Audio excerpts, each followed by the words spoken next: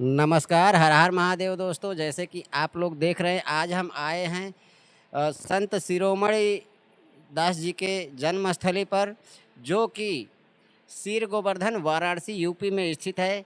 और ये इनका आप मंदिर देख सकते हैं, यहाँ पे इनका जन्म स्थान है।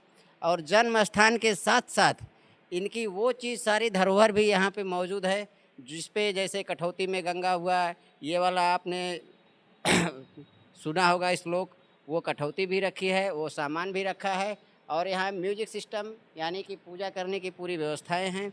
और इसके आगे आप आइए, कुछ जानकारी हम लेते हैं यहाँ के संत महात्माओं से। तो देखिए, ये हम अंदर आए हैं। देखिए, यहाँ पे सारी व्यवस्था है उठने बैठने की, और आप आराम से अपना भजन कीर्तन कर सकते हैं।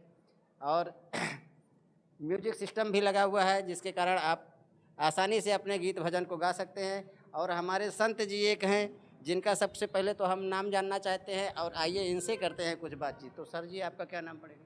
जी, मेरा नाम श्री हरजिंदर। तो ये संत शिरोमणि जी के बारे में आप कुछ हमको दर्शाएंगे?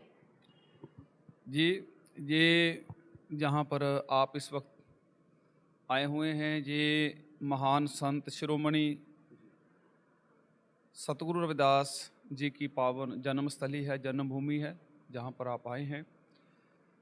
जहाँ पर 1433 में संत शिरोमणि गुरुदास जी का आगमन हुआ, उनका जन्म हुआ। और उन्होंने समाज में जो टूटियाँ थी, जो बुराइयाँ थी, छुआछात, ऊंच नीच, आडंबर, पाखंडबाज, अंधविश्वास को मिटाने का काम किया और एक नई सोच, नई क्रांति लेकर आए। और आपस में मिल कर बैठने का पावन उपदेश दिया। और ऐसा चाहूँ राज में जहाँ मिले सबन को अन्न, छोट बड़े सब संब से रविदास रहे प्रसन्न। उन्होंने सभी के लिए मांगा, खाने के लिए, पहनने के लिए कपड़ा, सिर पर छत हो। सो ऐसी सोच संत रविदास जी की थी कि ये भारत एक स्वतंत्र देश हो, खुशहाल देश हो, सभी एक दूसरे से प्रेम से रहे, सभी एक दूसरे से प्रेम हो, सब धर्म एक दूसरे का सत्कार करें। बेगमपुरा, तो ये जो जन्मस्थली यहाँ बनाई गई है, ये मतलब पहले से कहीं लिख के वेद में आया कि किसी को कुछ दिखाई दिया कि जो यहाँ जन्मस्थली बनाया जाए? जी जी, जो जन्मस्थली है, ये जहाँ पर इमली का पेड़ है बाहर, पावन गुरु जी का प्रार्थना पेड़ है। जो जन्मस्थली जो बनाया गया, हमारे संत महापुरुषों ने पंजाब डेरा सचखंड बल्ला जलंधर, वहाँ के ब्रह्म ज्ञानी संत सरवन दास महाराज जी हुए हैं। उन्होंने गुरु रविदास जी की पावन जन्मस्थली का खोज किया और 1964 में इसका शिलान्यास हुआ। 96। तो यहाँ पे जब आप लोग शिलान्यास करवाने, तो यहाँ पे कुछ धरोहर तो निकला ही होगा? जी जी, बहुत कुछ। जो जैसे गांव वालों को मिले, जब गांव वाले को महाराज जी, हमारे संत महापुरुषों ने जैसे उन वहाँ बताया, तो गांव वालों को जब यहाँ पर मिले, तो इस गांव वालों जो यहाँ के रहने वाले थे, सीर गोवर्धनपुर के लोग थे, उन्होंने महाराज जी से जब मिले तो उन्होंने बताया हर चीज़ कि जो बुज़ुर्ग थे पुराने, जो पीढ़ी दर पीढ़ी चलते आ रहे थे, उनसे पूछा, बातचीत हुआ, उन्होंने सब बताया। यहाँ पर गुरुदास जी का घर था, तो उस वहाँ की खोज की। उसको नीचे से जब खोदा गया, जब उसको नीचे से खोदा गया, जब तो नीचे से महाराज जी के औजार मिले, महाराज जी की कटौती मिला, महाराज जी का इमली का पेड़ तो था ही पहले। बहुत सारी महाराज की जो समय की, पुरातन समय की जीवन काल की निशानियाँ मिली। तो जो जीवन काल की निशानियां हैं, वो अभी मौके पे कहाँ मौजूद है? जी, नीचे कटौती पड़ी है महाराज की। महाराज जी का दोहा है, मन चंगा तो कटौती में गंगा, है ना। कुछ निशानियाँ इधर उधर चलेगी। उस वक्त थोड़ा सा मतलब विवाद था, उसके चक्कर में थोड़ा बहुत सब चीज़ें इधर उधर बिखर गई। जी तो आइए, यहाँ पे कुछ निशान भी प्राचीन ज़माने का रखा हुआ है महाराज जी का, और आइए उसका दर्शन आप करवा सकते हैं। आइए दोस्तों, उसका दर्शन करते हैं।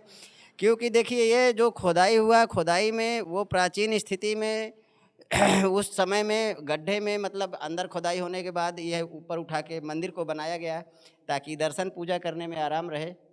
और ये देखिए, इनके विषय में पूरा लिखा हुआ है बोर्ड पे, जैसा कि आप लोग पढ़ सकते हैं।